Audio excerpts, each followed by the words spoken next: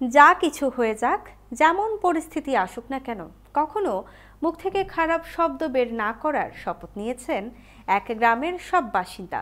শুধু তাই নয়, এই প্রতিশ্রুতি কেউ ভাঙলে শাস্তি কী হবে তাও নিজেরাই ঠিক করে নিয়েছেন। বলা হচ্ছিল ভারতের মহারাষ্ট্রের মুম্বাই শহর থেকে ৩০০ কিলোমিটার দূরে অবস্থিত ছোট্ট গ্রাম সোন্ডালের কথা। ২০১১ সালের জনগণনা অনুযায়ী সোন্ডালের গ্রামের ১৮০০ মানুষের বাস।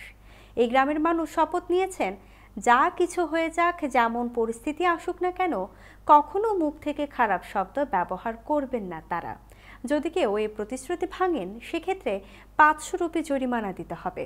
সংবাদ মাধ্যমকে ওই পঞ্চায়েত প্রধান বলেন, তাদের এই গ্রাম আখ চাষের ওপর নির্ভরশীল। তবে গ্রামের অন্যতম সমস্যা ছিল এই গালিগালাজ। কারো সঙ্গে ঝগড়া হলে মা বোনকে উদ্দেশ্য করে ঘৃণ্য গালি দেওয়া হতো, অথচ এরা ভুলে যান অন্যের মা বোনকে গালি দিয়ে নিজের পরিবারকেও অসম্মান করছেন তারা।